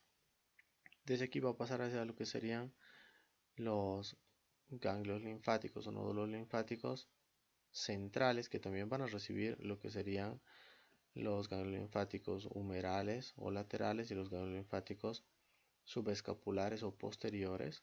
Toda esa linfa va a pasar hacia lo que serían los ganglios linfáticos axilares, desde esos ganglios linfáticos axilares hacia los ganglios linfáticos subclavios o infraclaviculares, y de estos ganglios linfáticos infraclaviculares pasaban a través de lo que era el conducto linfático derecho hacia lo que sería la circulación venosa. El 25% se va hacia esos ganglios que se encuentran al lado de lo que sería el esternón y por tanto se llaman ganglios linfáticos paraesternales. Están en relación con lo que era la arteria y la vena torácica interna y va a llegar a ese mismo lugar que es el conducto linfático derecho a través de lo que sería el tronco, en este caso un tronco diferente que no es el tronco subclavio, sino en este caso es el tronco linfático broncomediastínico derecho. Para el lado izquierdo aquí está lo que les decía que es más o menos lo mismo, solo que van a cambiar la denominación. Vamos a tener también el drenaje linfático de la cabeza que llega por lo que sería el tronco linfático yugular izquierdo. Lo que llega de la extremidad superior también va a llegar con todo lo que sería de las regiones axilares, es decir, 75% de la mama, y todo lo de la extremidad superior va a llegar por este tronco que sería el tronco linfático subclavio, en este caso es el subclavio izquierdo, y vamos a tener también lo que sería el tronco linfático broncomediastínico al lado izquierdo, que en general suele unirse a este, que es el conducto torácico, que es el vaso linfático más grande del cuerpo y que está trayendo la linfa de todo lo que serían las regiones del abdomen y el tórax, especialmente del lado izquierdo. Cuando se unen esos tres, tronco linfático subclavio, tronco linfático yugular izquierdo, es lo que sería el tronco conocido como conducto torácico, que es el vaso más grande, como hemos dicho. Esos tres van a formar lo que sería el ingreso de esta linfa hacia lo que sería el sistema venoso. Lo van a hacer a través de este ángulo que se conoce como ángulo venoso. Ese ángulo venoso va a ser la unión de dos venas, que serían la vena yugular interna, que está viniendo de la cabeza, y la vena subclavia, que está llegando de la extremidad. Donde estos dos se unen, se conoce como ángulo venoso, y ahí es donde va a entrar al lado izquierdo el conducto torácico y al lado derecho el conducto linfático derecho. Eso siempre es una unión de tres vasos, tronco venoso yugular, perdón, tronco linfático yugular, en este caso izquierdo, tronco linfático subclavio, obviamente también aquí izquierdo, y el tronco linfático broncomediastínico al lado derecho y en el lado izquierdo el conducto torácico. Bien, viendo lo que sería la mama, como estamos viendo, pues a nivel de lo que sería, hemos dicho que la piel de la región superficial de la mama es siempre lisa. En general, cuando veamos signos o alteraciones, como por ejemplo alteraciones en el contorno, veamos esto de aquí que se conoce como piel de naranja, que es una estructura en la cual pues se parece a lo de la piel que tiene una naranja o una mandarina, con pequeñas depresiones. Cuando ya veamos retracciones, como por ejemplo hoyuelos, encontremos que lo que sería el pezón esté retraído, esté invertido, o también veamos secreción, especialmente sanguinolenta, a través de lo que sería las 20 aperturas que tiene este pezón, tenemos que sospechar que nuestra paciente puede tener un cáncer de mama. El cáncer de mama más común sería un carcinoma mamario que tiene una alta tasa de letalidad, especialmente porque es diagnosticado tardíamente. Si se diagnosticaría a tiempo, se podría hacer la resección de toda esta glándula mamaria con el tejido afectado en lo que se conoce como una mastectomía. Hay diferentes tipos de mastectomías, hay mastectomías conservadoras de mama, hay cuadrantectomías donde solamente se saca un cuadrante, hay mastectomías radicales y eso ya dependerá del momento en el cual nosotros hemos hecho el diagnóstico de este cáncer de mama. La herramienta más importante para hacer este diagnóstico tenemos primero el examen clínico que se debe hacer normalmente cada 2 o 3 años de acuerdo a la edad del paciente y el protocolo del país, y también la mamografía que se suele aplicar aparte de lo que serían los 50 años de forma sistemática, pero si hay factores de riesgo se puede empezar a aplicar antes. La mamografía es básicamente una radiografía de alta resolución en donde se va a ver el tejido mamario. Como estamos viendo, tiene una estructura bastante clara debido a que está hecho principalmente de grasa, pero cuando existe cáncer se va a ver una alteración en lo que sería el, la densidad en la imagen, es decir, los cánceres suelen ser mucho más densos que el tejido que los rodea y por tanto se ven más oscuros en la mamografía. También pueden aparecer otras alteraciones como calcificaciones. Bien, ya estamos en lo último, que sería anatomía de superficie de esta pared torácica. Cuando vemos la anatomía de superficie de la pared torácica, vamos a ver muchas estructuras que ya hemos visto y muchas otras que vamos a ir sumando. Vamos a ir desde lo que sería la línea media hacia las regiones laterales. A este nivel tendríamos una línea, si trazaríamos sería la línea media, también conocida como línea medio esternal. Si trazamos una línea justo a los lados, que correspondería a los bordes del esternón, serían las líneas paraesternales. La siguiente línea que podríamos trazar es una línea vertical, como se está viendo ahí, que está a nivel de lo que sería la mitad de la clavícula, se llama línea medioclavicular.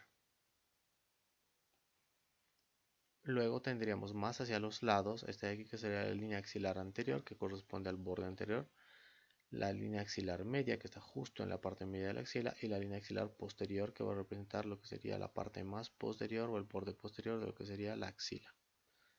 Esas son todas líneas verticales que se puede trazar. ¿Qué otras cosas se van a ver a nivel superficial? Se van a ver, por ejemplo, la escotadura yugular, que se corresponde con lo que es la escotadura yugular a nivel del esternón que ya hemos visto, la prominencia dada por lo que es la clavícula. Se va a ver los pliegues axilares, un pliegue axilar anterior, donde va a partir lo que sería la línea axilar anterior, y un pliegue axilar posterior, de donde va a partir lo que se conoce como línea axilar posterior. Luego tendríamos este que se conoce como hueco o fosa axilar, donde va a salir lo que sería la línea axilar media. Se van a ver también lo que serían los pezones y la areola, mucho más pequeños en el hombre, mucho más desarrollados en la mujer. Se va a ver una hendidura en el caso de las mujeres, especialmente, o en los hombres que están bien musculados, que han hecho ejercicio de hipertrofia. Vamos a tener que hay una hendidura intermamaria, se va a encontrar entre ambas glándulas mamarias en la mujer y en el hombre entre ambos pectorales hipertrofiados. Se va a poder ver algo de lo que sería la apófisis sifoides, especialmente sensible a la palpación después de los 20 a 25 años cuando empieza a osificarse. Se puede ver también la palpación de lo que sería el reborde costal, que hemos visto que es la unión de los cartílagos costales desde el séptimo hasta el décimo. Y eso es lo más importante que veríamos en cuanto a tórax. Se pueden ver también obviamente parte de lo que serían los surcos intercostales, y aquí se van a ver unas elevaciones que están dadas por el músculo serrato anterior.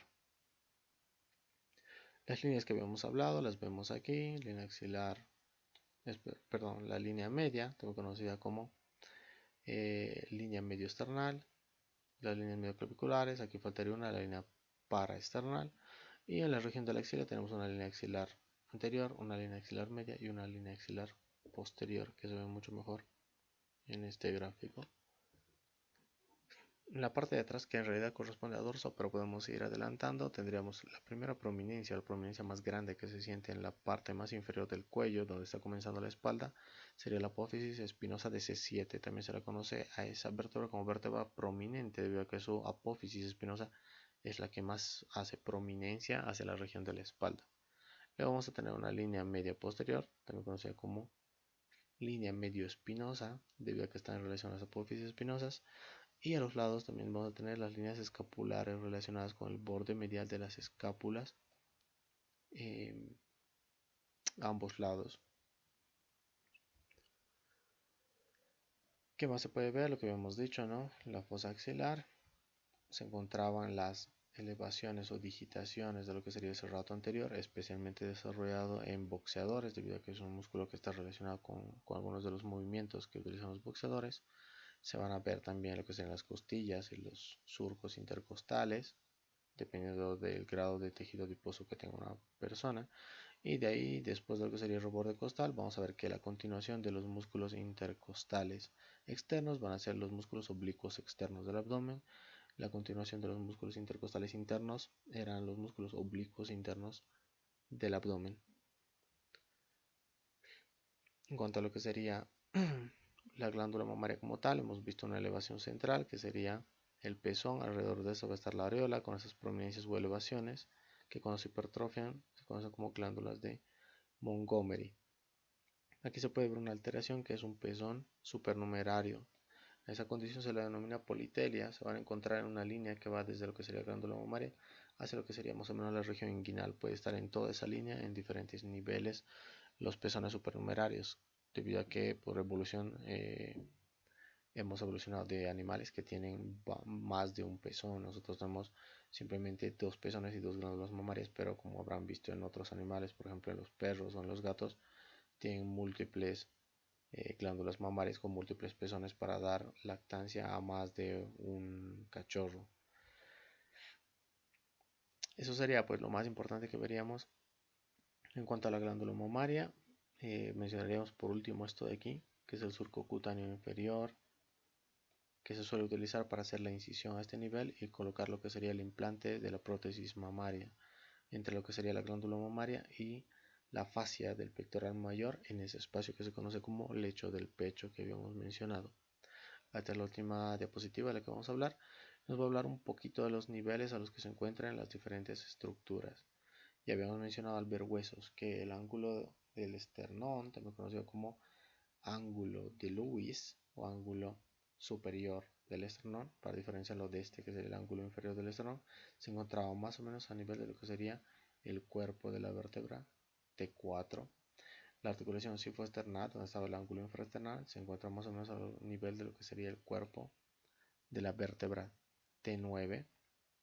Esto nos va a servir un poquito más adelante cuando estemos viendo las divisiones de lo que sería la cavidad torácica, que como vemos es lo que se encuentra justo por dentro de la pared torácica, que sería limitada anteriormente por el esternón, posteriormente por lo que sería la columna vertebral en su región torácica, también conocida como región dorsal, dependiendo de los libros, superiormente por lo que sería la primera costilla que se ve ahí, e inferiormente por lo que sería ese músculo que se ve más o menos marcado, que es el músculo diafragma, que es el músculo más importante en cuanto a la inspiración.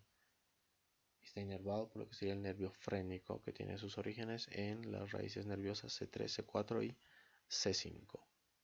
Por tanto, eso sería el final de esta segunda parte de lo que es pared torácica, con lo que corresponde a músculos, arterias, venas, nervios, la glándula mamaria y la anatomía de superficie. Con esto culminamos todo lo que es pared torácica y vamos a empezar